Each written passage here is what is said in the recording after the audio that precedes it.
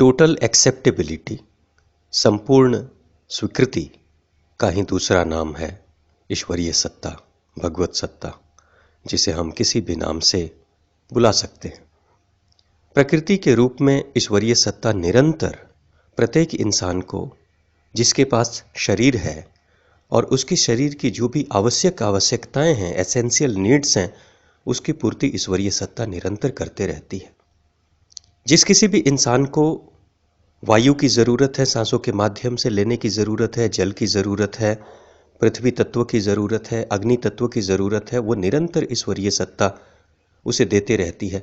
चाहे वो इंसान ईश्वर को धन्यवाद करे या ना करे, उसके किसी मंदिर, मस्जिद, गुरुद्वारे, चर्च में जाए या ना जाए, उसे बहुत बड़ा फर्क उसको नहीं पड़ता है। बस उसने स्वीकार कर लिया है, उसने स्वीकार कर लिया कि ये जो है वो मेरा ही है। वो चाहे कोई जीव जंतु के रूप में हो, चाहे मनुष्य के रूप में हो, वो मेरा है, मेरी ही उत्पत्ति है और मेरी ही पूरे इस सृष्टि के हिस्से का एक अंग है वो।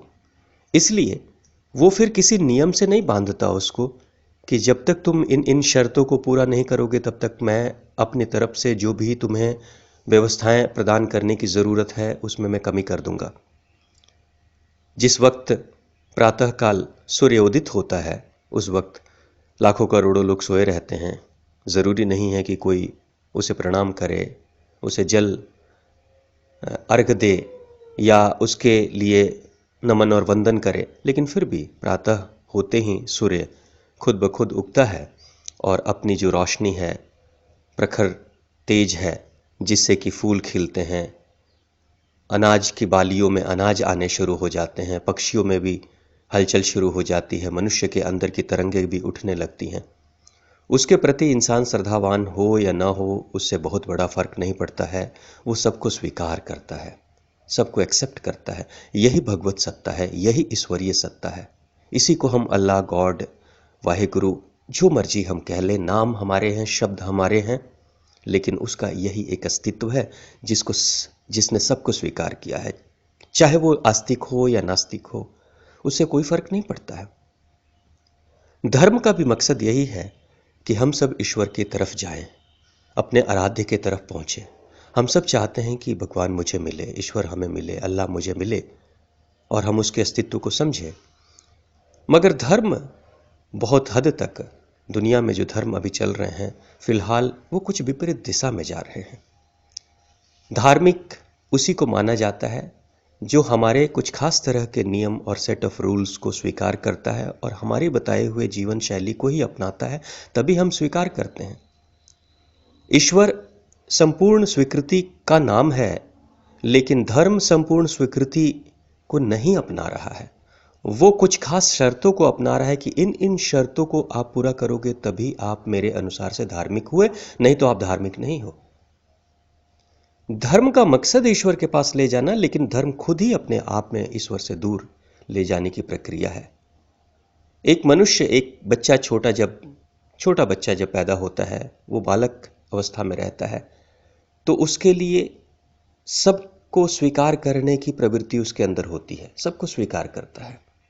उसके लिए कोई अपना, कोई पराया, कोई दोस्त, कोई दुश्मन कुछ भी नहीं है। वो किसी से भी जाके मिल लेता है। पड़ोस में जिस किसी से भी बड़ों की दुश्मनी हो रखी है, वहां भी वो चला जाता है। वो सबको एक्सेप्ट करता है, सबको स्वीकार करता है।